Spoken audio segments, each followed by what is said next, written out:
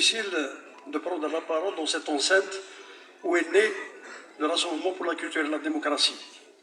Je rappelle que le 9 au soir de l'année 1989, un jeune syndicaliste de l'ENIEM, à 22 heures, a déclaré ici même, devant 500 congressistes et un parterre de journalistes, la naissance historique du Rassemblement pour la culture et la démocratie. Il s'appelle Moustapha Bacha.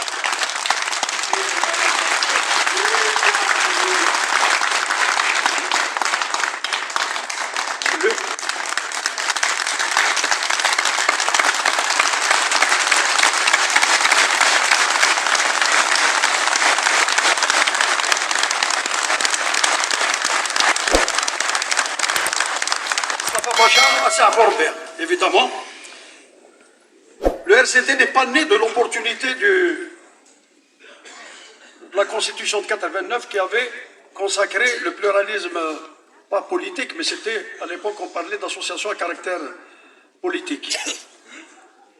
Le RCD, la création du RCD, l'aboutissement de longs combats menés par des générations de militants des années 70, pour l'essentiel des enfants, des élèves de Mouloud Maamri, qui ont marqué, qui étaient à l'origine d'Avril 80, de 81, de 85, autour des questions telles que, évidemment, l'identité, la reconnaissance constitutionnelle tamazigh, mais aussi des questions de société, d'émancipation sociale, telles que les droits de l'homme, la pluralité politique, la pluralité syndicale,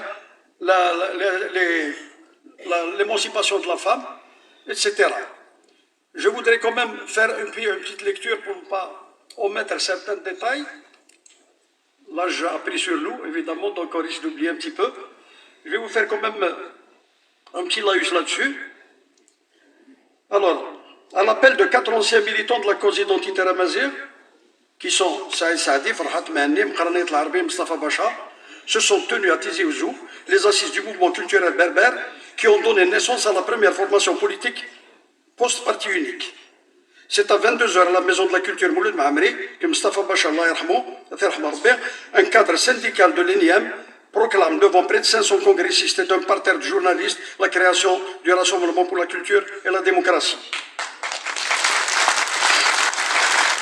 Les résolutions de l'Assemblée plénière revendiquent le pluralisme politique non encore adopté officiellement, la réhabilitation de l'identité algérienne dans sa triple dimension amazigh, arabe et musulmane, l'abolition du code de la famille qui instaure la discrimination entre les sexes, la liberté syndicale garante de la justice sociale et de la modernisation de l'économie qui doit intégrer la liberté d'entreprendre.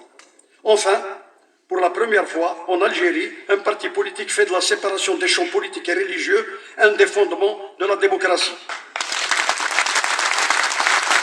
Rapidement, ces revendications finiront par constituer le cœur des programmes du courant démocratique.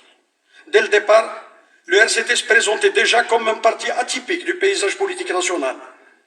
Faut-il rappeler que celui-ci a été fondé par des militants qui furent parmi les animateurs principaux du printemps berbère de 1980. Ceux-là même qui posèrent publiquement la Amazigh, qui sont Saïd Saadi, Farhat Mahani, Mqarnait Al-Arbi, Moustapha Bacha, se sont tenus à Tizi Ouzou, les assises du mouvement culturel berbère, qui ont donné naissance à la première formation politique post-parti unique. C'est à 22 heures à la Maison de la Culture Mouloud Maamri que Moustapha Bacha, un cadre syndical de l'ENIEM, proclame devant près de 500 congressistes et d'un parterre de journalistes la création du Rassemblement pour la culture et la démocratie. Les résolutions de l'Assemblée plénière revendiquent le pluralisme politique non encore adopté officiellement, la réhabilitation de l'identité algérienne dans sa triple dimension amazigh, arabe et musulmane, l'abolition du code de la famille qui instaure la discrimination entre les sexes, la liberté syndicale garante de la justice sociale et de la modernisation de l'économie qui doit intégrer la liberté d'entreprendre.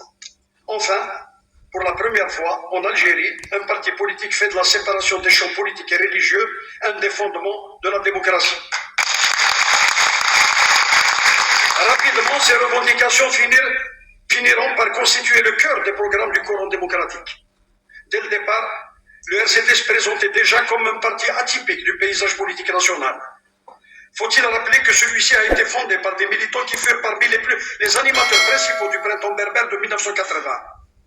Ceux-là même qui posèrent publiquement la problématique identitaire et ses corollaires, les questions démocratiques et des droits de l'homme. Le RCD n'a pas attendu l'opportunité de la Constitution du 23 février 89 pour voir le jour. Ces assises constitutives se sont tenues bien avant l'ouverture officielle au pluralisme politique. Les associations à caractère politique les plus avérées, les plus avisés, et ceux au fait du parcours des fondateurs du RCD, trouvèrent dans l'avènement de cette formation l'expression d'une perspicacité et d'une vision politique indéniable. D'autres, pour le moins détracteurs, invétérés ou carrément partisans d'une approche uniciste de l'expression politique en Kabylie et ont vu la main des officines occultes. À ce jour, le RCD traîne quelquefois cette réputation erronée auprès de certains cercles kabyles. Il faut être animé d'une cécité sans pareille et d'une mauvaise foi pour accuser des militants à peine sortis de la clandestinité d'accointances douteuses avec un pouvoir qu'ils n'ont eu de cesse de combattre, souvent au prix de leur liberté. Malgré le caractère très avancé de sa doctrine, cette jeune formation amorcera très rapidement son ancrage dans la société avant de s'affirmer comme fer de lance pour l'aboutissement du projet démocratique. L'éruption de l'obscurantisme, l'islamisme politique en Algérie opposera naturellement le RCD aussi bien au pouvoir qu'à ce courant idéologique négateur des valeurs de liberté et de modernité. À travers cette dualité, ces deux projets de société antagonistes et exclusifs l'un de l'autre qui s'affronteront. C'est dans un climat de tension extrême où l'Algérie subira un processus sanglant, sans précédent, que le RCD s'affirmera comme un acteur incontournable sur la scène nationale. Ses adhérents en conviction bien trompées engageront une lutte pacifique mais résolue pour la sauvegarde nationale. 123 de ses meilleurs militants perdront la vie assassinés par l'appétit monde.